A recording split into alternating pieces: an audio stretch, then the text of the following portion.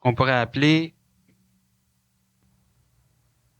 une nouvelle forme d'intelligence. Satan dévoilé par Daniel Camp, ça veut dire que les heures qui vont suivre, pour certains, vont être fort intéressantes, une nouvelle découverte, et pour d'autres, remettre les choses à leur place. Ce sera sûrement intense,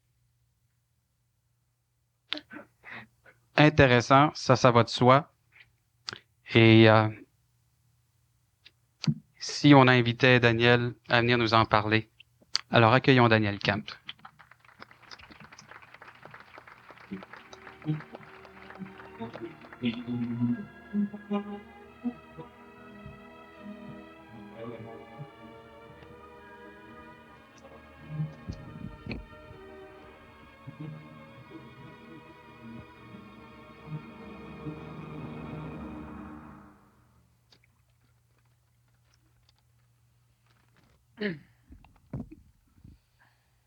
On dit Satan dévoilé.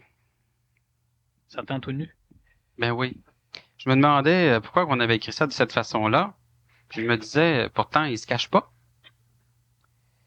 Il y en a d'autres qui pensent. Effectivement, on se demande si l'homme se cache de Satan ou si Satan se cache de l'homme. Est-ce que Satan est toujours un mythe du passé ou un personnage du passé? Est-ce qu'il existe encore? Bon, si on regarde, disons, la capacité de la salle, on peut en conclure que Satan existe sans doute quelque part encore. Parce que je ne pense pas que les gens se déplacent pour entendre parler d'un phénomène qui est tout à fait inexistentiel. Maintenant, on a parlé souvent de Satan dans le passé. Évidemment, ça a été un mythe qui a permis à différentes théocraties, donc gouvernements, disons, religieux, de pouvoir manipuler l'humain de façon à obliger l'humain à entrer dans un chemin de l'évolution, un chemin théologique, un chemin religieux, un chemin sectaire, pour la simple raison que si ce n'est pas du côté d'une certaine religion que l'humain va, Satan va venir lui piquer le derrière avec sa fourche.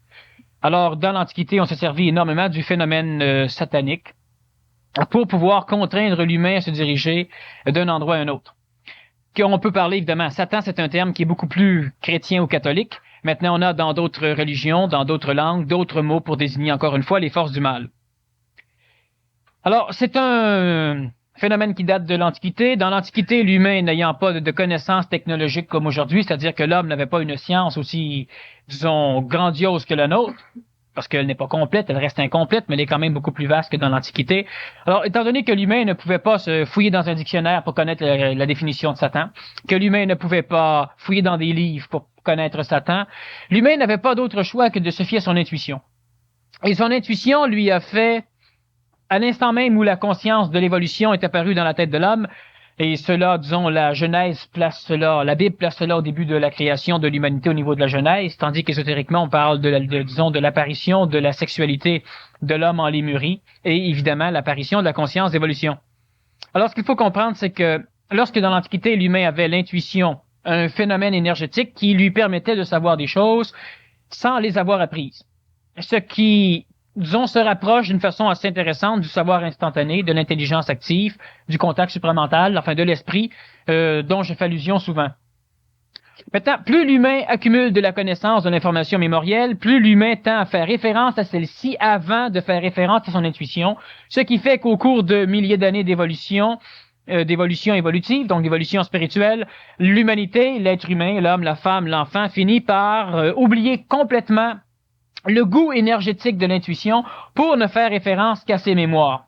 Et alors, l'humain finit par, évidemment, on invente l'école, on engendre l'instruction, l'éducation, et dans l'éducation, dans l'instruction, on enseigne bien à l'homme qu'il ne peut pas savoir quelque chose s'il ne l'a pas appris.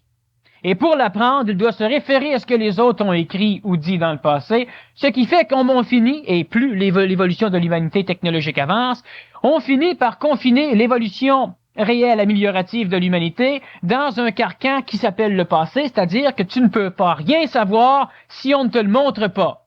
Et si moi je te le montre, j'ai dû l'apprendre. Si j'ai dû l'apprendre, il a fallu que je le lise ou qu'on me le donne, et celui qui me le donnait, il a fallu qu'il l'apprenne. Cela veut dire que si on fonctionne par ce principe, On doit donc comprendre aujourd'hui que si on doit absolument apprendre que par ce qui est su, ben on ne saura plus rien de neuf. On est confiné à ne patauger que dans le passé. L'intuition, donc à l'école, l'instruction a fait dire aux élèves « Ou si t'as pris ça, t'as pas appris ça encore, t'as pas, etc. » Moi, quand j'allais à l'école, à un moment donné, en mathématiques, on avait un paquet de formules relativement complexes pour arriver à une réponse. Alors moi, je trouve un truc qui est tout à fait mathématique et qui amenait la même réponse, mais qui prenait peut-être 15 minutes plus de moins. Le professeur me dit, comprenant pas la technique, il dit « Non, tu peux pas arriver à une réponse logique avec un cheminement illogique. » Ah oui, mais si j'arrive avec une réponse logique, c'est que le cheminement est logique. C'est logique. Alors, le professeur, non. Alors, en fin de compte, j'étais le seul qui, à l'examen, devait écrire toute la formule pour lui prouver que j'étais bien passé par sa maudite formule. Les autres mettaient rien que la réponse. Parce qu'ils voulaient pas que j'utilise ma formule. Alors, je ne pouvais pas savoir quelque chose que lui ne savait pas parce que lui avait appris à l'université les mathématiques. L'intuition finit donc par totalement disparaître de l'évolution de l'humanité pour la simple raison que l'humanité finit, et c'est le cas de la majorité d'entre vous, finit par ne plus être capable de supporter ce qu'il sait. Tu as le feeling que tu devrais faire telle chose. Alors tu demandes à un autre, ouais, s'il n'a pas le même feeling que toi. C'est-à-dire que tu demandes l'opinion d'un autre. Ben, l'autre qui n'a pas le même feeling que toi, ça va de soi. Alors ce qui fait que là, en partant, tu finis toujours par faire référence à ton expérience passée, à tes mémoires, aux mémoires des autres, l'opinion d'autrui, pour pouvoir engendrer une vie évolutive, une vie améliorative, pour pouvoir foncer d'avant. Dans l'Antiquité, on pouvait reconnaître une phénoménologie d'involution, une force d'involution, une force qui porte le nom, disons, chrétien, catholique, de satanique. Et on avait évidemment à l'opposé une force d'évolution qui portait le nom à l'époque de force yavique. Dans l'évolution des humanités, on finit évidemment par personnifier continuellement les énergies. Alors on avait la foudre qui pouvait mettre le feu aux forêts, et on a fini par personnifier la foudre, et par exemple les Romains, les Grecs connaissaient le dieu Thor. Ils avaient tort, mais enfin, ils connaissaient quand même le dieu des vents.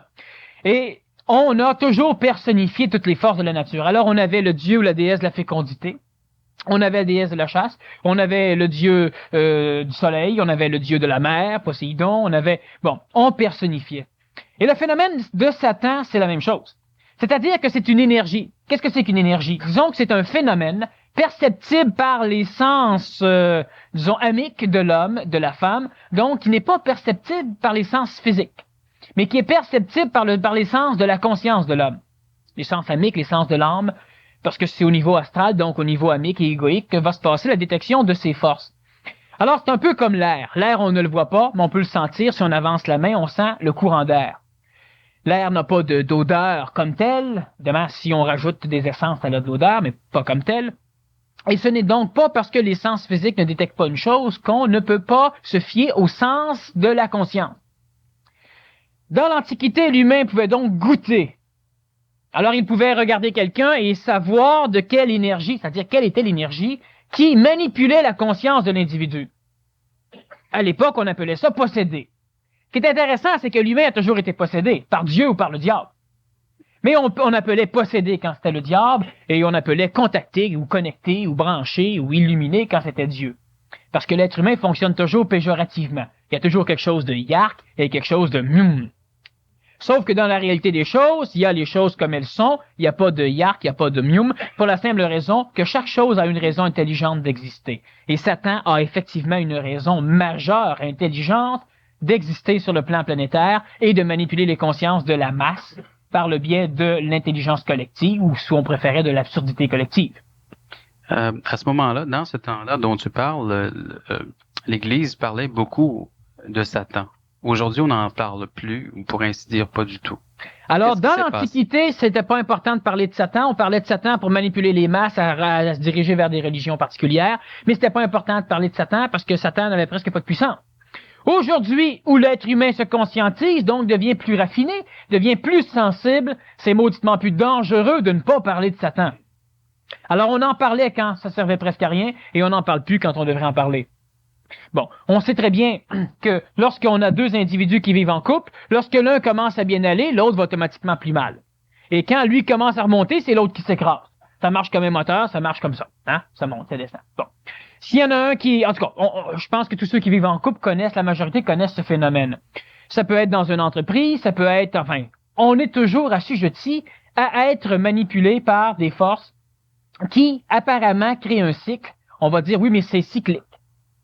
Oui, mais pourquoi faut que ça existe absolument, ce phénomène-là? Je veux dire, il pourrait pas avoir deux personnes qui puissent vivre convenablement. Bon, avant de répondre, on va parler de comment Satan est apparu, qui a créé Satan, de quelle façon il est constitué, et puis après ça, on verra s'il y a une intelligence aux forces sataniques, parce que sinon, on ne pourra pas comprendre le phénomène. Alors, il faut immédiatement séparer Belzébuth, séparer Lucifer et séparer Satan. Parce qu'à un moment donné, on finit par tout mélanger. C'est comme les dieux. Dieu, qu'est-ce que c'est Dieu? Dieu, c'est l'eau. Bon, ben, d'accord. Dieu, c'est le créateur de l'univers. C'est pas du même Dieu qu'on parle, parce que ce Dieu a été créé, vu que c'est l'eau a été créée. Donc, en partant, alors, il y a énormément de paliers de ce que l'être humain pourrait appeler Dieu. Hein? Pour certains dieux, c'est le diable. On a énormément de religions diaboliques aux États-Unis. Alors, Dieu, faut s'entendre. C'est un peu le même phénomène. Lucifer, c'est un mot qui sert à désigner un phénomène planétaire. Belzébuth, c'est un mot qui sert à désigner un phénomène planétaire, et Satan, c'est un mot qui sert à désigner lui aussi un phénomène planétaire. Alors, c'est important de ne pas mélanger les trois. Belzébuth, c'est simplement les forces de la nature, c'est-à-dire que c'est la conscience des énergies vitales de notre planète, c'est-à-dire que chez les Romains, on appelait ça la Terre, simplement. La mer, la Terre. Et lentement, elle a porté un nom qui est celui de Belzébuth. C'est donc simplement la personnification des énergies qui font pousser les plantes, qui font pousser les arbres, qui engendrent, qui permettent génétiquement de conserver la vie, c'est-à-dire donc de procréer. Alors, les forces belzébuciennes ou Belzébuth, ce sont simplement les énergies de la nature. On a dans l'Antiquité certains termes. On parle de farfadets, on parle de gnomes, on parle de hobbits, on parle de lutins. Ce sont tous des mécanicités, disons, belzébuciennes, un peu comme les fées aussi de l'Antiquité. Maintenant, c'est normal qu'il n'y en ait plus aujourd'hui. L'évolution de l'humanité, en tout cas, il y a des choses sur lesquelles on pourra revenir, mais l'être humain a fini par absorber ces choses. Et les forces belzébuciennes ne sont, en fin de compte, qu'une personnification des énergies vitales, des énergies de la vie qui permettent à la planète Terre de garder un système, disons, une certaine harmonie écologique. Étant donné que l'être humain massacre de plus en plus par sa pollution, par ses guerres, par ses, disons, constructions, son expansion matérielle, les forces de la nature. Alors, Belzébuth a toujours été, à l'instant où l'humain a commencé à, disons, à grandir au niveau matériel, Belzébuth a été personnifié comme un phénomène, soit mi-bélier, mi-homme, mi-cheval, mi-homme, qui était extrêmement antipathique à l'humain et qui avait une idée, disons, détruire l'homme. C'est normal, les forces de la nature n'ont qu'une seule fonction, préserver le cadre dans lequel on est. L'homme le détruisant, ça crée évidemment un tourbillon au niveau des forces naturelles, ce qui fait qu'effectivement, les forces belzébuciennes ne veulent plus travailler avec l'homme. Si on va voir, par exemple, en Écosse, où on avait, à un moment donné, la commune de Finorm, qui justement travaillait avec les forces de la nature, souvent, ces personnes ont dit et ont écrit avoir vu des lutins, même avoir rencontré, à un moment donné, Belzébuth. Alors, c'est des choses qui, peut-être, paraissent suspectes pour la majorité des gens, parce qu'effectivement, on ne rencontrera pas un lutin ou Belzébuth en pleine ville. Bon, parce que la nature, elle est humaine. Si la nature, elle est humaine en pleine ville, on va par contre rencontrer la correspondance, disons, humaine de Belzébuth, et c'est Satan. Lucifer est un être de lumière, on l'a vu dans la Bible, d'ailleurs Lucifer veut dire porteur de lumière, c'était donc un être de lumière, ce n'était pas c'est un être de lumière, qui en même temps que l'humanité, donc en même temps que tous les humains de notre planète, qui étaient eux aussi des êtres de lumière. Qu'est-ce que c'est qu'un être de lumière? C'est pas un flambeau qui se promène la nuit pour éclairer les autres. Vous savez qu'il y a eu des naufrageurs, vous connaissez ça, des naufrageurs? Hein? C'était des individus dans l'Antiquité qui allumaient des feux sur les côtes à récifs pour faire comme s'il y avait un phare et les bateaux se dirigeant vers la lumière, ben, allaient carrément s'échouer. Puis là, les pirates pouvaient piller bateaux. C'est ça, un naufrageur. On a beaucoup de guides de lumière sur la planète Terre qui sont en fin de compte des naufrageurs. Bon. Alors, Lucifer est un être de lumière, ce n'est pas un guide de lumière, parce que le phénomène du guide est un phénomène relativement archaïque, qui a encore, évidemment, sa connotation aujourd'hui. L'être humain doit devenir son seul maître, donc il ne doit pas rechercher un guide. Il peut rechercher de l'information, il peut rechercher de l'énergie, parce que qu'on prenne de l'énergie pour mieux comprendre ou qu'on prenne une pomme pour mieux se nourrir, c'est le même phénomène, on prend de l'énergie. Mais de là à s'assujettir à la conscience d'un guide, il y a une marge. Lucifer est un être de lumière qui, en même temps que l'humanité, est descendu à l'échelle de notre planète lors de la création de cette planète, de façon à pouvoir créer un cadre qui permettrait un jour, et ce jour s'en vient, c'est relativement proche, quelques milliers d'années encore, et qui permettrait donc un jour à l'intelligence, donc à l'esprit, de pouvoir connaître la matière sans perdre sa conscience espritique. Lorsque, à l'époque de la création de notre planète, et qui est une planète, disons, assez typique dans la création, lorsque les êtres de lumière sont descendus à l'échelle de notre planète, ils devenaient assujettis à la densification temporelle, c'est-à-dire qu'ils devenaient assujettis au phénomène du temps et de l'espace. Donc, ils perdaient de leur vitesse vibratoire, on appelle ça l'involution. Lorsqu'ils perdaient leur vitesse vibratoire, ils perdaient en même temps leur conscience. Donc, ils ne pouvaient plus être aussi intelligents parce qu'ils étaient gelés. Prenez de la drogue, prenez de la boisson, vous avez beau être intelligent, quand vous allez être assujetti à la vibration donc de cette boisson, vous aurez une rapidité vibratoire beaucoup plus lente, votre cerveau va travailler beaucoup plus lentement, vous allez avoir de la difficulté à contrôler les muscles pour pouvoir parler, et puis vous ne serez plus aussi brillant. Bon. Donc, si c'est le même phénomène pour ce qu'on appelle des êtres de lumière, des esprits, mais pas les esprits dans le sens fantôme, on parle de l'esprit, ce que l'humain était. Lorsque l'humain arrive à l'échelle de notre planète, il doit, premièrement, il n'a pas le choix de baisser en vibration, c'est ce qu'on appelle la chute de l'homme. Maintenant, pourquoi on a enseigné dans la Genèse, qui est l'un des livres les plus intéressants, disons, préhistoriques? Pourquoi on a enseigné dans la Genèse que l'être humain avait commis un péché et qu'il avait fait une chute? Et par la suite, on a évidemment instauré la manipulation, la tentation des forces sataniques. Pour la simple raison, je l'ai dit souvent en conférence, mais là, avec les phénomènes sataniques, on va pouvoir expliquer un peu plus, que l'humain, il n'y a pas une seule maudite forme d'intelligence dans notre création qui aurait le culot de venir sur un contexte planétaire comme le nôtre et qui voudrait y rester. Vous savez tous les problèmes que vous vivez depuis que vous êtes au monde. Mais vous ne connaissez pas les problèmes que tous les humains vivent sur le plan planétaire et de tous les problèmes non plus que l'humain a vécu dans le passé. On a des pays présentement, vous savez, maudititement pires que nous autres. Mais vous connaissez quand même vos problèmes. Il n'y a pas d'intelligence qui accepterait, pour le plaisir des beaux yeux de je ne sais quoi, de vivre sur un contexte planétaire, tout en étant mémoriellement, ou disons, vivant, consciemment, conscient de ce qu'il est. Alors, lorsque l'humain est arrivé à l'échelle de notre planète, il a perdu sa vibration, et perdant sa vibration, il pouvait devenir de la matière. D'ailleurs, ça a pris plusieurs millions d'années avant que l'humain puisse commencer à recevoir un peu plus, disons, de vibration de conscience, avant que l'âme apparaisse à l'intérieur de l'âme. Et il n'y a pas un humain qui accepterait de rester dans le contexte de notre planète s'il pouvait se souvenir, donc, d'où il vient. Il y a donc ce ciel qui est créé en même temps que la terre. La Genèse en parle bien. Dieu créa le ciel et la terre en même temps. On n'a pas le choix. Lorsque l'esprit, le phénomène lumineux, donc lorsque l'intelligence de l'esprit, intelligence divine, appelez ça comme vous voudrez, descend à l'échelle d'une planète qui est en constitution, la planète Terre entre autres, qui à l'époque était en ébullition, elle descend et elle perd une grosse partie de ce qu'elle est comme conscience. Cette mémoire de la conscience va rester à l'échelle de notre planète dans les molécules de l'air pour constituer les archétypes cosmiques, c'est-à-dire ce qui, par la suite, va servir de référence à l'humanité qui évolue sur le plan planétaire, c'est-à-dire que toutes les fois que l'humain se demande d'où c'est que je viens, automatiquement, énergétiquement, il cherche une réponse, et où il va trouver sa réponse? Sur l'archétype, donc dans le ciel, où on va lui dire, toi, tu as été créé. Sauf qu'en réalité, oui, il a été créé, mais il a été créé par lui. Trop bon, là, on va boire un petit coup d'eau, là. Puis, sentez-vous pas coupable non plus, c'est le vôtre, évidemment. Alors, ce qu'il faut comprendre, donc, c'est que ce phénomène, donc, l'énergie descend, elle crée un archétype, créant l'humain. Alors, l'humain qui essaie de comprendre ce qui lui arrive, fait toujours référence aux mémoires archétypales. C'est pourquoi, d'ailleurs, on va avoir le culte des ancêtres à un moment donné. Et c'est pourquoi aussi, partout sur la planète, lorsque l'humain se pose les mêmes questions fondamentales, il a similairement les mêmes réponses qui sont quand même colorées. Mais il y a une chose, c'est que l'être humain ne doit pas être assujetti aux forces lucifériennes, c'est-à-dire que Lucifer, qu'est-ce que c'est? Lucifer, c'est un bon yab. Bon. C'est un être de lumière comme vous et moi, mais qui n'a pas été capable de supporter l'idée de rester à l'échelle de notre planète. Donc, Lucifer est la force, disons, massive, qui pousse chaque égo, chaque homme, chaque femme, à vouloir évoluer. Chaque égo qui a évidemment un degré vibratoire suffisamment grandiose pour pouvoir le contenir.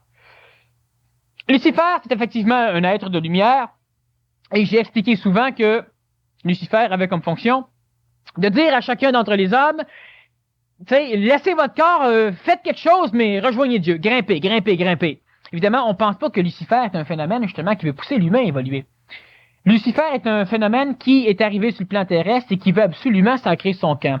Alors, si on veut comprendre la mécanicité luciférienne, il y a de cela très très jadis, sur une terre, disons, qui porte la terminologie d'Éden ou de Lémurie, et sur laquelle vivaient des animaux qui avaient un potentiel génétique, donc un potentiel biologique, de développer un jour un cerveau suffisamment solide pour pouvoir recevoir de l'intelligence sans que l'intelligence ne devienne animale. Et c'était évidemment l'animal humain.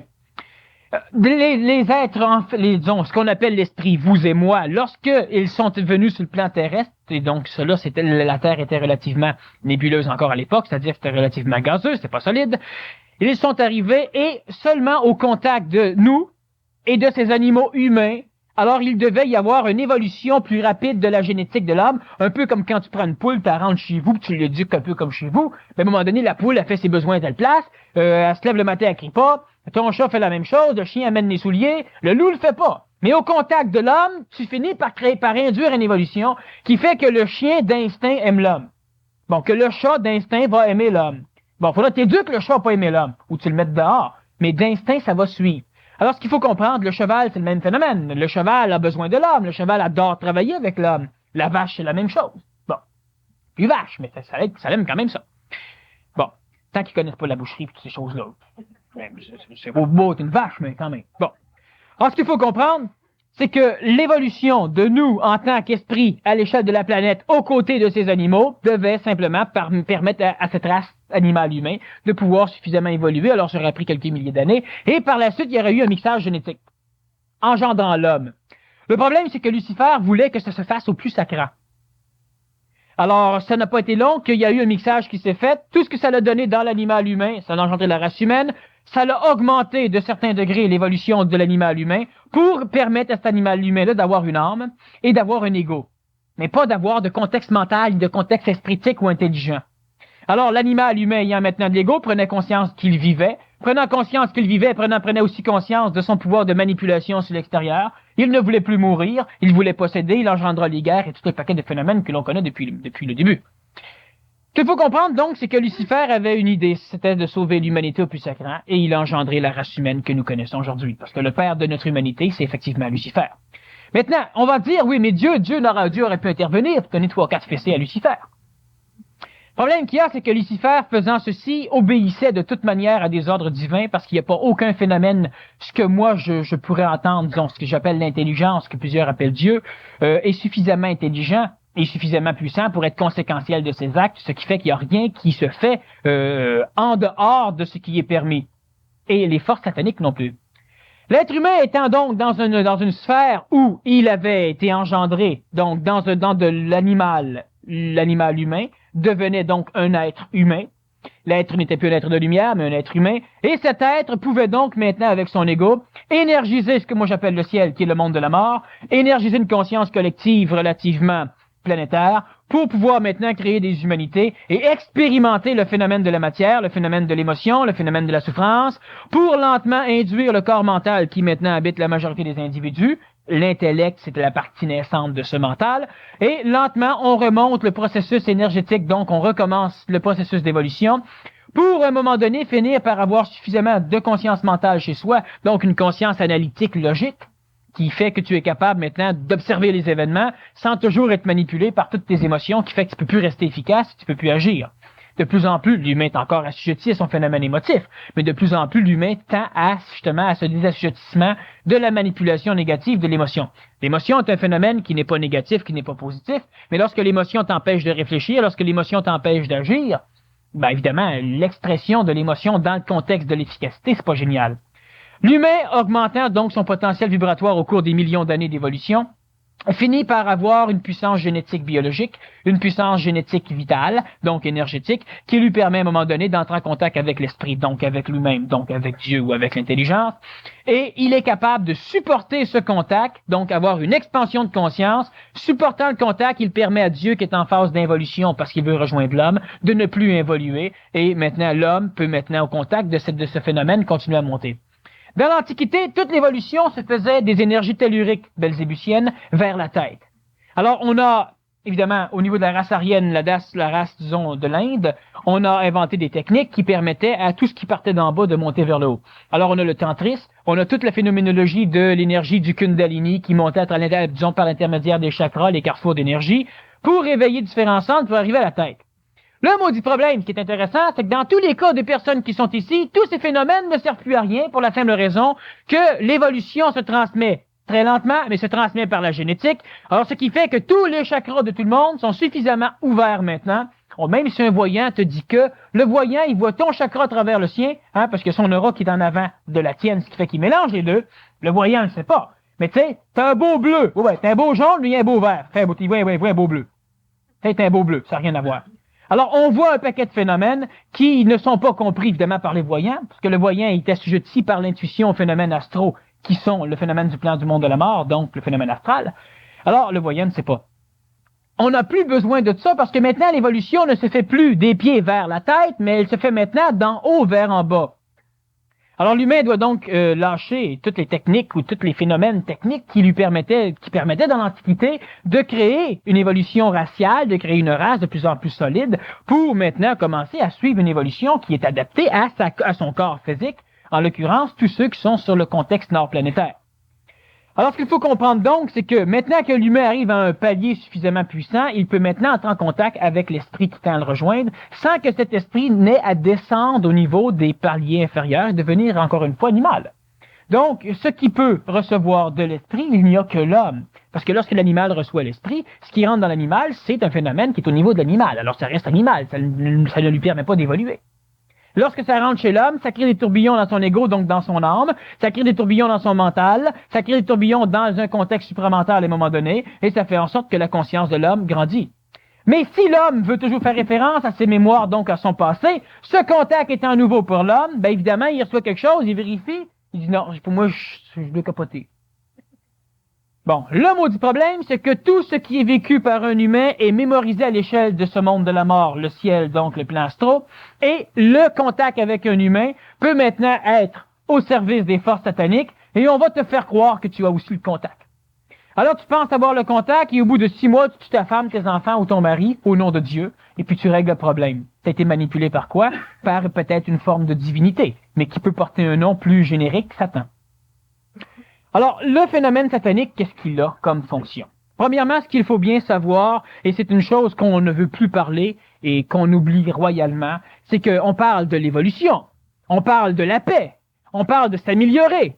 Mais il y a une chose qui existe et qui est là, c'est ce que moi j'appelle des forces d'involution. Alors, l'humain a beau vouloir dire, moi, je suis pas catholique, tu sais, fait que Satan, je crois pas à ça. Ouais, ça n'empêchera pas ces phénomènes-là de bouger. T'sais, moi, je suis pas chauffeur d'auto. Fait pas de danger. Ça n'empêchera pas les chars de grimper sur ton top pour venir te frapper. Hein? Bon. Alors, c'est le même phénomène. Ça n'a rien à voir avec la religion. Que vous soyez quoi que ce soit, vous allez peut-être l'appeler d'un autre nom. Mais à un moment donné, il y a quelque chose qui manipule et qui oblige l'humain à ne pas fonctionner exclusivement dans un contexte d'évolution. Alors, qu'est-ce que c'est? Cette chose. J'ai expliqué suffisamment de fois que tout ce qui était fait comme action, tout ce qui était exprimé en parole, en action, était mémorisé par la matière. Je fais un geste et la mémoire sera photonique, c'est-à-dire que les photons, la lumière va enregistrer mon geste et à 300 000 km à la seconde, elle va le transporter à vos yeux, ce qui fait que vous allez voir le geste. Mais vous allez le voir avec un 300 millième de seconde en retard. Alors, plus vous êtes loin, plus vous voyez en retard, mais c'est une photographie lumineuse. On peut l'enregistrer définitivement sur une plaque de photo. Les sons, on peut les enregistrer avec des enregistrements magnétiques, etc., etc. Bon, la matière enregistre les choses. Il suffit simplement d'avoir une machine pour pouvoir décoder, c'est-à-dire lire ce qui est enregistré. Hein? On prend un révélateur pour révéler une photo, on prend un lecteur de cassette pour une cassette audio, mais les une guerre, que l'humain pète, puis que l'autre est insulté, puis etc., etc., etc. C'est tout enregistré quelque part. Ce quelque part, c'est le ciel, le monde de la mort. Maintenant, ce ciel est divisé en plusieurs paliers. On a l'enfer.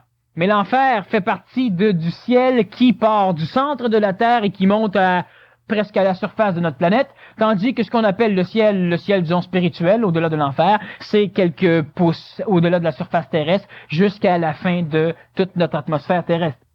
Alors, tout est enregistré dans ces phénomènes. Et évidemment, les forces sataniques sont d'une vibration tellement plus basse que comme par exemple, on va prendre du gaz carbonique, c'est plus pesant que l'hydrogène. Alors, ça descend sur le bord de notre planète, l'hydrogène monte en haut, l'hélium monte en haut. C'est question donc de phénomènes énergétiques et donc de poids atomique qui va constituer, le phénomène énergétique finit par constituer les noyaux des atomes et les électrons. Alors donc, le phénomène satanique ne peut pas se tenir dans le ciel, il ne peut que se tenir bas, et il se tient évidemment du centre de la Terre à monter jusqu'à aujourd'hui. On a déjà parlé un peu de cette Terre creuse, enfin pas moi, mais d'autres conférenciers en ont parlé, et on pourra y revenir. Alors, ce qu'il faut donc comprendre, si c'est une question, tu m'interromps, je répondrai pas pareil, mais on continue après, là, mais tu peux m'interrompre quand même, ça va donner un peu de pep, ça. Alors, ce qu'il faut comprendre, c'est que les forces sataniques sont une condition créée par tout ce que l'humanité a fait depuis que l'humanité a une conscience amique, donc une âme. Donc, depuis que l'humanité peut exprimer des émotions, ces émotions nourrissent les forces sataniques. Alors, évidemment, les forces sataniques, qu'est-ce que c'est? C'est une condition qui est inconsciente, l'humain vit, l'humain émet de l'émotion, c'est mémorisé, ça remplit lentement l'atmosphère terrestre, et on en émet, on prolifère au coton, tu sais, on croit et on se multiplie. Et on finit par créer des humanités qui font la guerre l'un contre les autres. Alexandre le Grand se bat, Gengis Khan veut conquérir la planète, Philippe de Macédoine, le père d'Alexandre, veut conquérir ailleurs, Jules, le grand Jules, veut étendre, en tout cas. On s'amuse comme des petits fous. Et puis, à un moment donné, ça finit par créer une densification atmosphérique qui porte un nom particulier de conscience collective, qui a différents niveaux de conscience collective et qui peuvent être localisés dans certaines régions. La conscience collective canadienne n'est pas la même que la conscience collective américaine, qui n'est pas la même que celle de Chine ou de l'URSS. Alors, plus cela allait, plus l'humain faisant référence au feeling collectif, alors ce qui fait qu'à un moment donné, il y a une mode. Tu peux pas t'habiller de telle façon parce que c'est pas la mode. Alors, qu'est-ce que c'est la mode? Tu sors dehors, puis il y a quelque chose qui te dit que tu n'es pas comme tout le monde. Les forces sataniques sont donc la concentration de tout ce qui est rejeté par l'homme au niveau émotif, surtout, et au niveau gestuel évidemment entre autres, mais surtout émotif. Et cette concentration, à la longue, finit par prendre une forme de conscience d'existence parce qu'elle est suffisamment auto-répétée, un peu comme la mémoire. L'enfant, c'est pas qu'il existe. Mais quand on finit par, l'enfant vit, après 6, 7, 8 mois, 1 an, 2 ans, il finit par prendre conscience qu'il existe parce qu'il a accumulé suffisamment de mémoire qui vont constituer l'ego et qui, à un moment donné, l'ego lui-même va, lorsqu'une nouvelle expérience pénètre, va la comparer à lui. Et c'est de là que va naître l'identification. Dans les forces sataniques, c'est le même phénomène. Alors, si on a toujours des guerres et que l'énergie émotive est une énergie de guerre, les énergies de guerre vont toujours manipuler les personnes qui ont nourri ces énergies de façon à ce que ces personnes continuent la guerre, parce que continuant la guerre, ils continuent à recréer des énergies qui sont justement ceux qui sont en affinité vibratoire, donc qui vont s'agglomérer aux forces sataniques. Ce ne serait pas un phénomène de reflet, finalement, de ce que l'homme crée lui-même, parce que Satan, si c'est les pensées de l'homme, et puis que ce ne sont pas les pensées, ce sont les expressions. Les expressions de l'émotion de l'homme s'exprime toujours par le biais du système endocrinien et exocrinien. Et l'émotion de l'homme s'exprime par le biais du corps physique au complet. Donc la colère, elle se voit. La pensée ne se voit pas. La pensée, ça n'a presque pas de puissance, la pensée. C'est interne à l'homme, mais c'est pas dangereux de penser. Finalement, si l'homme était moins collectif, devenait individuel, devenait homme nouveau, le phénomène du satanisme, ça n'existerait plus. Si chaque individu devient individuel, en dedans de 200 ans, Satan est mort. Pour la simple raison que vu qu'il ne peut plus être nourri, ses vibrations vont descendre tout en vers le repos sur notre planète Terre et lentement il va devenir de l'énergie vitale belzépucienne, ce qui va servir évidemment à la restauration de notre Terre, c'est-à-dire que si on a besoin d'un Éden dans le Sahara, ça va pousser. Sauf que présentement, l'humain massacrant tout, les énergies vitales sont tout à fait concentrées vers les régions polluées, acidifiées et massacrées. Alors l'humain est de plus en plus fatigué, parce que l'humain manque d'énergie vitale. C'est normal, l'énergie vitale s'en va ailleurs. Les plantes ont de plus en plus de problèmes, on en manque. Mais qu'est-ce qu'on fait avec l'idée que l'homme se fait de Satan? Ah oui, mais moi je suis toujours manipulé, il m'est arrivé telle affaire, c'est pas de ma faute, mais c'est de ma faute. C'est-à-dire que l'être humain n'est jamais coupable, parce qu'il ne sait pas ce qu'il fait. Mais il est responsable, il doit répondre de ses actes. Toi, tu as un corps physique, tu as une infime partie d'esprit chez toi qui de temps en temps fait teinter des petites cloches, et tu as ton âme qui te permet de faire référence au ciel de notre planète et qui te permet en même temps de pouvoir être assujetti au plan de la mort. Donc tu dois mourir, t'en aller là-dedans, tu dois revenir, mourir, partir, t'amuser. Bon. Maintenant, ce qu'il faut comprendre, c'est que la force satanique, c'est une condition du ciel qui oblige l'humain à ne pas pouvoir être assujetti aux forces lucifériennes qui veulent tenter de pousser l'humain à s'en sortir. Parce qu'il faut comprendre ce qui est important. Pourquoi est-ce intelligent que l'être humain soit manipulé par une force satanique qui l'oblige à rester écrasé sur la planète plutôt que de suivre les forces lucifériennes qui l'aideraient à s'en retourner? Pourquoi c'est intelligent? Pour la simple raison que l'être humain, lorsqu'il est venu sur le plan de notre planète, ça n'a pas été un accident. Il y avait une raison. L'être humain n'est pas tombé du ciel de même, puis il n'y a pas un Dieu qui a dit, tiens, moi créer des bébites, moi les regarder faire, moi les regarder souffrir, moi mourir comme un bon. C'est pas ça qui est arrivé. Donc, il y avait une raison intelligente. Les humains qui, à un moment donné, ont perdu la conscience, disons, instantanée de ce qu'ils étaient, pour devenir des humains à conscience mémorielle de ce qu'ils ont été, ces humains-là avaient une fonction. Donc, ces humains ne devaient pas s'en retourner, mais Lucifer devait engendrer chez l'homme la petite étincelle qui fait dire à l'humain qui est pas de la merde. T'sais, je dois évoluer, je dois m'en sortir, je dois être sauvé, je dois m'en aller, je dois... Ça, c'est la parcelle luciférienne qui habite chacun des êtres humains qui ont une âme. Alors, c'est donc le rôle de Lucifer à faire en sorte que, sur le contexte de la Terre, tu n'oublies pas carrément ce que t'es, puis tu ne deviennes pas carrément un crapaud au bout de 3-4 millions d'années. Or, Lucifer oblige l'humain à la religion, à la théologie, à créer des contextes d'évolution. C'est les phénomènes lucifériens. Sauf que l'homme doit rester sur Terre, il ne doit pas comprendre tous les mécanismes, ça crée son camp de suite.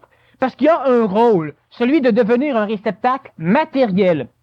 N'est-ce pas, suffisamment solide pour recevoir de l'esprit qui n'est pas matériel, pour que l'esprit reste esprit sur de la matière, donc la matière va donc être divinisée, et l'énergie divine matérialisée, et par le biais de l'homme, qui est une expérience fondamentale. Quand je dis expérience, c'est-à-dire que c'est une tentative de restauration des contextes de création. Enfin, c'est un phénomène assez intéressant sur lequel on va revenir aussi au courant de l'année.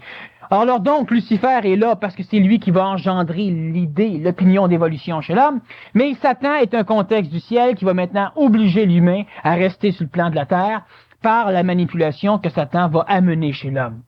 Alors, à un moment donné, la conscience collective, pourquoi tu as commencé à fumer? Bon, pour faire comme tout le monde. C'est ça. OK? Pourquoi tu te drogues? Mes chums se droguaient. Je voulais essayer. C'est ça. C'est que Satan est une phénoménologie énergétique qui a besoin d'être nourrie. Alors, on va manipuler les collectivités humaines et on va les faire faire des choses qui nourrissent en échange les forces sataniques. Alors, l'humain, évidemment, finit parce qu'on éduque l'humain. Tu es coupable de tes actes. C'est faux. Tu es responsable. Tu n'es pas coupable parce que l'humain ne sait pas ce qu'il fait. S'il l'aurait su, il ne l'aurait pas fait. Puis quand je parle de l'avoir su, je ne veux pas dire s'il l'aurait appris. C'est facile, j'ai appris que fumer, c'était pas bon. Mais entre le savoir énergétiquement, là, puis l'avoir rien qu'appris, c'est autre chose. Je te l'ai dit hier qu'il fallait pas que tu fasses ça. Ben oui, mais ça n'a aucune consonance vibratoire pour moi. Je l'ai appris, mais qu'est-ce que tu fous avec ce que tu me montres? Puis quand tu l'expérimentes énergétiquement, quand tu le cellularises, quand tu le conscientises, quand tu le comprends, ben là, évidemment, les choses deviennent faciles. Alors, Satan est donc un phénomène qui manipule l'humain et qui oblige continuellement l'humain à vivre des phénomènes émotifs, donc à souffrir ou à être heureux, pour pouvoir nourrir le contexte satanique qui empêche toujours l'homme de pouvoir faire référence à son intelligence parce qu'il fait toujours référence à ce ciel, à sa mémoire ou à la mémoire planétaire, au collectivisme. L'être humain a un besoin fondamental d'être collectif. On va juste regarder, par exemple, à un moment donné, il y a un phénomène luciférien qui vient sur le plan terrestre et qui, de temps en temps, c'est cyclique. On va en reparler au niveau de l'Antichrist. C'est cyclique. Et il vient réussir à posséder un corps physique qui, génétiquement, a la consistance neuronique, donc un cerveau et un système endocrinien lui permettant de recevoir ce phénomène. Alors, on a un bonhomme qui finit par être possédé par les forces lucifériennes. Alors, qu'est-ce qui germe dans la tête du bonhomme? L'évolution de l'humanité. Sauver l'humanité. De quelle façon sauver l'humanité? Ramasser les codes génétiques les plus brillants sur la planète, tuer toutes les autres, parce qu'une fois morts, ils vont se réincarner des enfants que les autres vont faire, donc ils n'auront pas le choix d'être dans la même race, d'avoir des corps physiques brillants. Alors t'extermines des peuples, parce que, tu sais, si tu les laisses vivants, ils vont continuer à proliférer. Alors t'extermines des peuples. Maintenant, ça c'est les phénomènes lucifériens, puis Lucifer fonctionne toujours avec les forces sataniques, pour la simple raison que, même si ça a l'air très contradictoire, Lucifer veut s'en aller, Satan les conserve ici, c'est qu'on ne peut pas manipuler des masses sans l'intermédiaire de Satan. Bon, c'est le collectivisme. Alors, ce bonhomme-là grimpe à un moment donné sur une arène, puis il fait juste des 3-4 conneries, puis tout le monde se met à crier, ça jubile, ça veut. Assez qu'à un moment donné, tu te promènes sur la rue, tu fais juste faire ça, le gars fait ça tout de suite, il n'y a rien à faire. Partout dans ce pays, chaque individu, t'aurais un bonhomme qui vient à un moment donné pour pisser, tu fais machin chouette, bonhomme pisse plus, il fait machin chouette. Tu voyais une photo, c'était machin chouette. Bon, c'est pas compliqué. Comment on peut arriver à prendre une copie? Les Allemands, c'est pas des fous. Comment on peut arriver à manipuler les Allemands, les Italiens, une partie d'Italie, un paquet d'autres peuples? Je a une idée. C'est même plus un dieu, c'est un homme. Que tu vois à peu près pas. Mais t'as différentes sociétés secrètes. T'as la Wehrmacht, t'as la Gestapo qui est similaire, mais qui est un peu différent. T'as différentes panoplies. Et qu'est-ce qu'il veut faire? Prendre la race aryenne, qu'il considère comme la race allemande. Forte manipulation. La race aryenne, c'est la race hindoue. Bon. Okay? Lui, c'était la race qui était différente. Zarathustra, c'était leur conducteur à l'époque. Alors, c'était Rama pour la race hindoue. Prendre la race aryenne, amener, faire en sorte qu'elle couvre la planète, avoir le foyer central en hyperborée. Pôle Nord. Non, l'hyperborée, c'est le Groenland. La Terre blanche, c'est le pôle Nord. Alors, encore une manipulation. Et, évidemment, ben là, faire en sorte que l'humanité qu'on ait de la classe, de l'évolution. Parce qu'Adolf Hitler, puis tout ce qu'il a voulu faire, c'était absolument génial, dans le contexte, disons, d'évolution. Mais c'était tout à fait idiot dans le contexte cosmique de l'évolution de l'homme. Alors lui, manipulé par les forces lucifériennes, n'était pas un fou. Alors il a parlé à la masse. La masse, ben Adolf Hitler, il n'y a pas grand choix.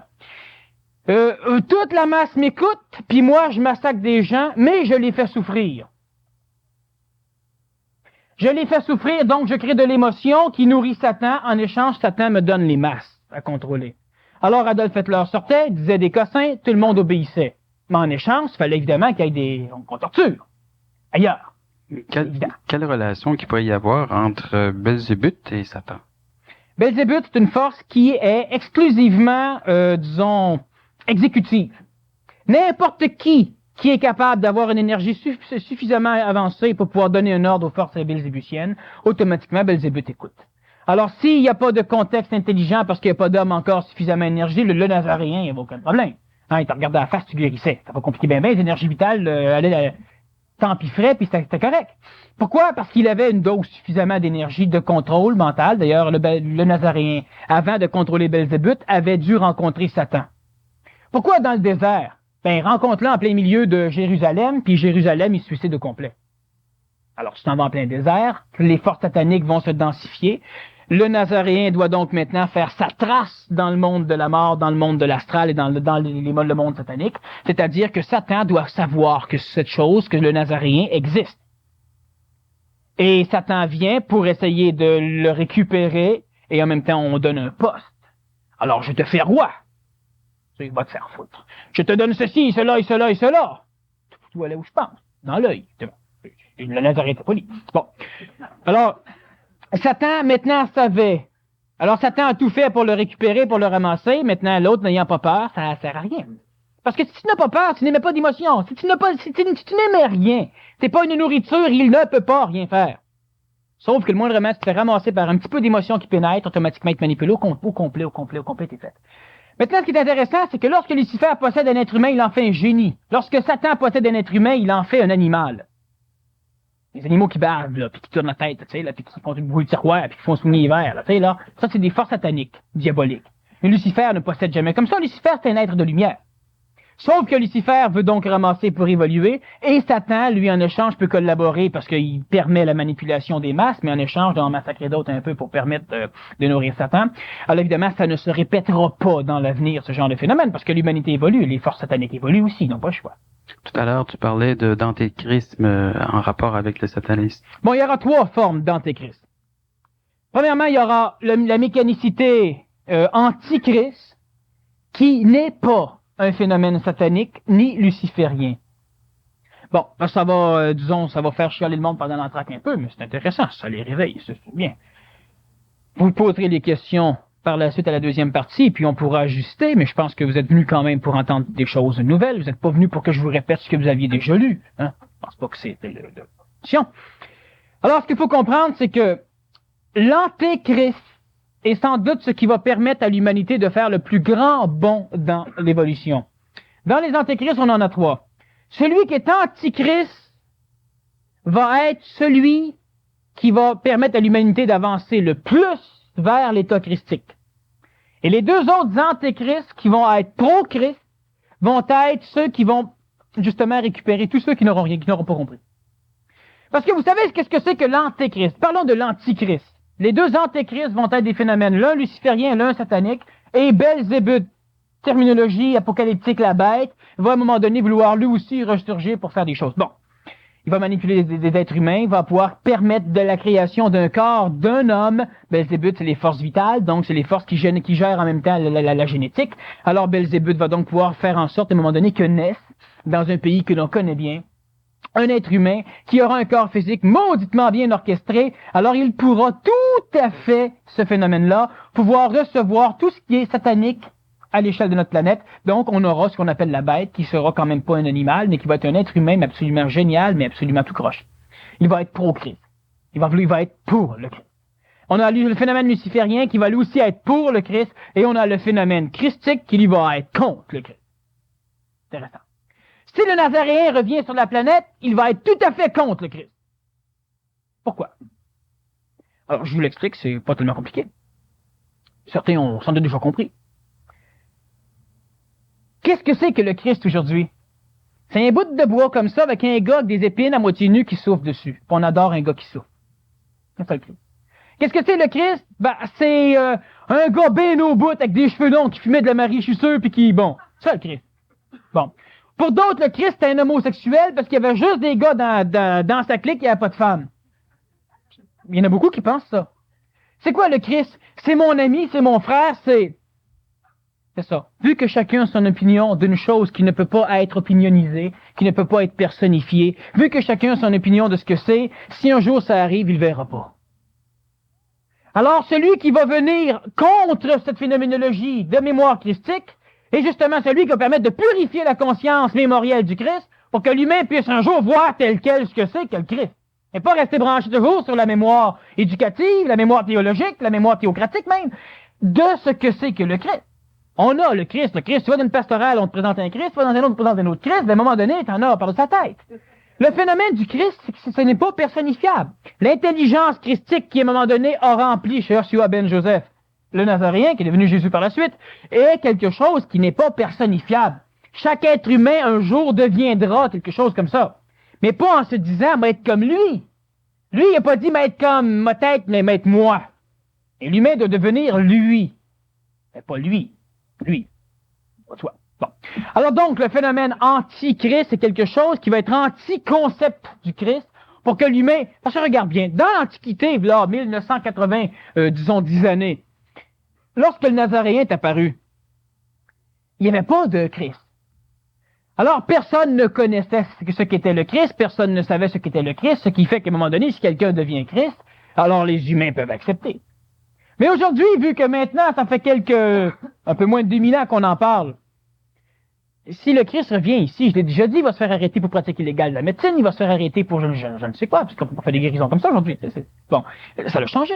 Alors, l'humanité ne peut plus continuer à vivre en fonction d'une mémoire, disons, néotypale de l'époque du Christ, mais qui est maintenant archétypale par rapport à notre époque, une vieille mémoire de ce Christ. Par contre, tous ceux qui vont vouloir récupérer les individus, faut faire attention à ce que je dis, il ne faut pas interpréter tout croche du travers. Je ne veux pas dire que quelqu'un qui va prendre un drogué et qui va vouloir l'amener, disons, vers cette image du Christ, travaille pour le Satan ou pour Lucifer. Non. Celui qui prend un individu qui l'amène vers une image plus haute en vibration, elle est mémorielle. Elle n'est pas purement christique, elle est mémorielle. Mais elle est mauditement plus haute que l'image même réelle de la drogue ou de la prostitution. Alors, il le montre jusque-là.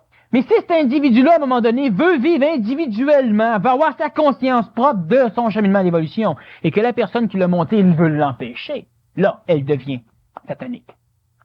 Alors, qu'est-ce que c'est que le phénomène de l'évolution satanique? C'est que si quelque chose est chaud et que tu mets du froid, le froid est automatiquement satanique par rapport au chaud parce qu'il devra baisser. Sauf que le chaud est automatiquement yavique par rapport au froid parce qu'il va l'augmenter en vibration. Alors, c'est parfait que tu prennes un individu et que tu l'amènes à l'idée du Christ. Qu'est-ce que c'est que le Christ? Si le Christ, c'est simplement l'idée qu'un jour l'être humain sera son seul maître et maître des forces sataniques, maître du plan de la mort, le Nazaréen transcender le plan de la mort, c'est génial. Mais si le Christ est quelqu'un que tu dois adorer, en tout cas, il y a plusieurs choses à un moment donné qui sont dangereuses et qui servent typiquement les forces d'involution de l'homme, c'est-à-dire, ne soyez jamais vous autres, pensez toujours qu'un jour vous allez être comme quelqu'un d'autre. Autrement dit, vis pas ta vie, prends une vie d'emprunt, puis plug-toi là sur le corps, puis essaye d'être ça. Mais c'est un transit. Il faut comprendre ça comme un transit. C'est une transition plus cela va aller, plus à un moment donné, on aura de ces antéchrists qui vont être... présentement, on n'a pas d'antéchrist, on a des petits phénomènes intéressants. On n'a pas d'antéchrist encore, c'est pas le temps. Encore quelques années, puis il y a des choses qui vont commencer à apparaître. C'est pas aussi dangereux qu'on le pense. Il suffit simplement d'avoir une conscience individuelle, puis il n'y a aucun problème. Alors, ce qu'il faut donc comprendre, c'est que les forces sataniques se nourrissent de l'émotion de l'homme, qu'elle soit positive ou négative. Cela ne veut pas dire ne plus avoir d'émotions. Lorsqu'on a des émotions positives, elles rentrent en résonance avec un plan drôlement intéressant qui permet à Satan de manipuler l'humain pour que l'humain ait du plaisir. Si on a des émotions négatives qui nourrissent encore une phénoménologie satanique, alors ça permet à Satan de manipuler l'humain pour que l'humain ait des émotions négatives. La peur, la souffrance, l'ennui, la colère, la jalousie. J'appelle les émotions négatives. Négatives par rapport, disons, à involuer, plus basse en vibration. Alors, qu'est-ce que l'homme nouveau fait par rapport au phénomène satanique? Alors, à l'époque, on avait, il y a 2000 ans, parce qu'on va parler un peu du Nazaréen, étant donné que c'est le seul qui a rencontré les forces sataniques de plein pied et qui leur a carrément dit « Je suis le maître ». Après avoir été le maître, qu'est-ce qu'il a fait? Il n'a pas contrôlé Satan.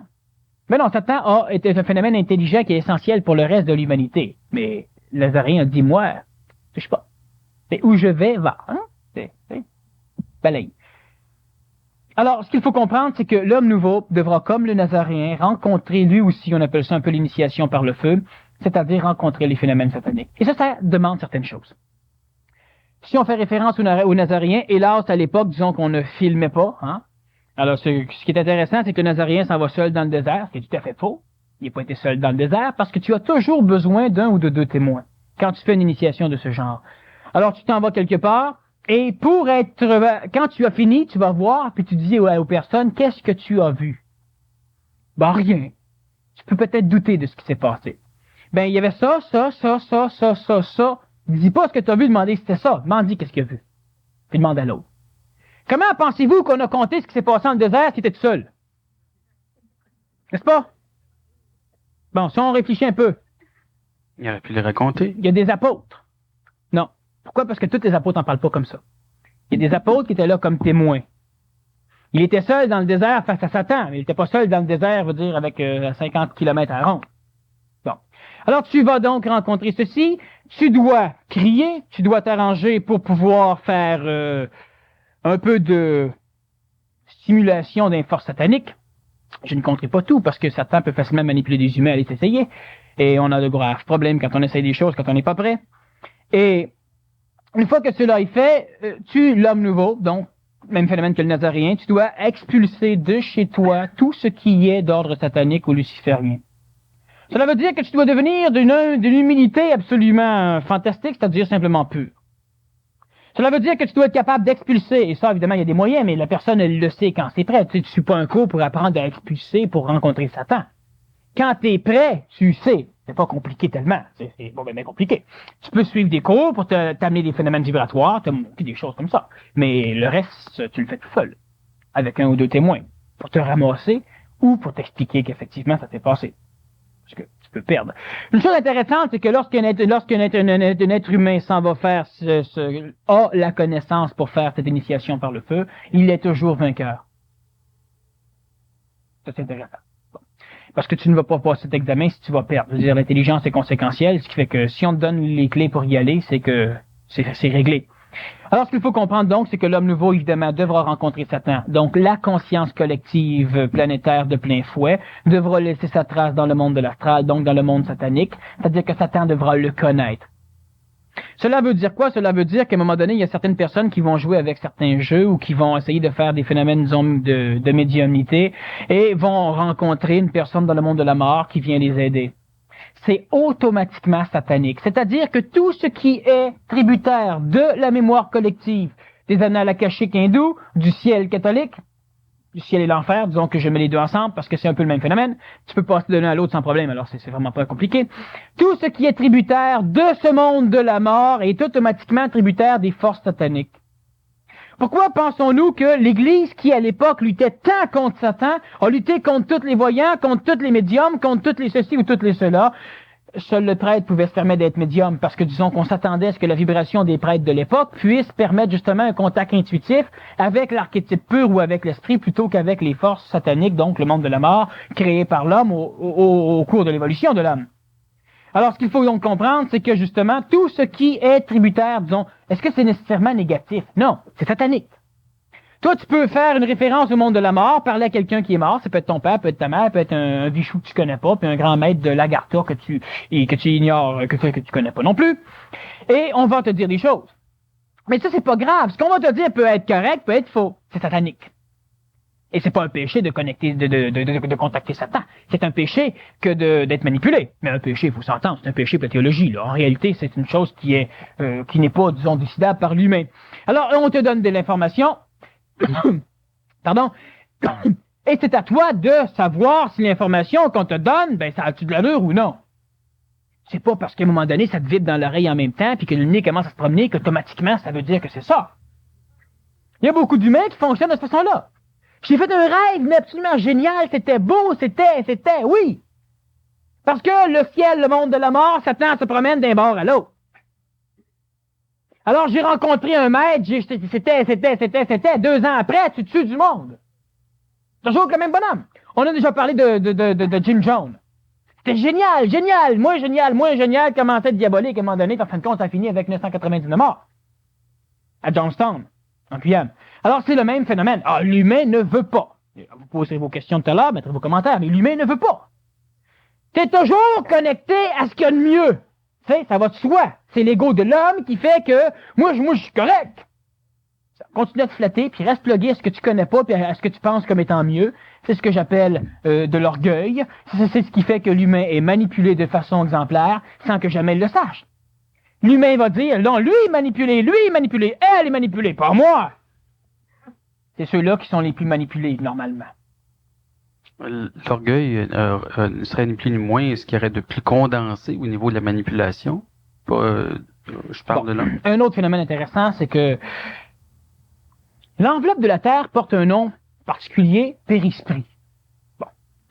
Tout l'intérieur de ce périsprit, c'est le ciel, le monde de la mort. Au centre, il y a la planète Terre qui est la densification parfaite de ce phénomène évolutif. On pourrait même dire que la Terre, c'est un peu l'ego de tout ça. C'est le noyau de l'âme de la Terre. C'est un peu comme une cellule. Le noyau, le liquide cytoplasmique, la membrane. L'être humain, lui, a une âme qui est paramétrée par le séraphin, le périsprit. Il y a les mémoires volatiles, l'âme. Et il y a le noyau qui va être l'ego. C'est la correspondance parfaite de ce qui existe au niveau de notre planète. Continuellement, on enseigne à sauver l'âme. Mais sauver l'âme veut simplement dire que lorsque tu meurs, tu dois restaurer ton âme au ciel. Et là, tu nourris encore le monde de la mort. Mais l'homme vit avec une âme, et l'homme, à un moment donné, doit être capable de diviniser son âme, c'est-à-dire que l'âme doit disparaître au profit de l'esprit. Et tout ce qui présentement fonctionne à l'échelle de l'évolution de notre planète fait en sorte que l'humain, non, sauve ton âme, c'est ta personnalité, c'est ton identité, c'est ta mémoire, c'est ton expérience, c'est toi. C'est pas toi, c'est ce que tu penses que t'es. À un moment donné, l'humain devra transcender l'âme et passer au plan de l'esprit. Parce que Satan manipule l'âme. Tu élimines l'âme, tu n'es plus manipulable. L'âme est essentielle. De toute façon, s'il y a des questions, on va en parler par la suite. Alors, un petit résumé très très rapide. Les forces lucifériennes induites par la création de l'homme induisent chez l'homme la soif de l'évolution. Mais l'homme doit conserver cette soif pour pouvoir toujours conserver un œil vers le haut en termes de vibration, mais il doit rester sur le plan terrestre et ce sont les forces sataniques qui vont obliger l'homme à rester là. Sauf que dans un contexte actuel, 1969 en montant, 87 c'est encore plus dense, l'humanité subit une mutation neurologique, donc neuronique, donc à un moment donné psychologique. L'humain doit commencer à évoluer. Cela veut dire que l'humain doit prendre conscience des forces sataniques, parce que l'humain maintenant peut commencer à regarder vers le haut plus profondément, parce qu'il va comprendre ce qu'il a à faire sur le plan terrestre. Donc l'humain de plus en plus, s'il entre en contact avec un savoir instantané, donc une conscience espritique, divine, n'aura pas l'idée, bah crime, j'étais ça, sac! Non, tu vas aussi comprendre ce que tu fais ici, puis tu vas l'accepter, ce que le Nazaréen a fait. Alors plus ça va, plus il faut s'ouvrir. Mais les forces sataniques, eux autres sont pas intelligentes. Eux autres, ils ferment. C'est une mécanicité. C'est simplement mécanique. Ils disent pas, bon, lui, il est prêt, on ouvre. Satan, t'as rien à foutre avec ça. T'es prêt quand tu ouvres. Ce que le Nazaréen a fait. Alors donc, c'est tout le phénomène est extrêmement intelligent. Alors on va répondre à vos questions lors de la deuxième partie. Merci beaucoup, Daniel. On va dévoiler un peu plus. Donc, c'est possible de vous procurer le billet pour la prochaine conférence ce soir et vous obtenez la première partie que vous venez d'entendre gratuitement sur cassette.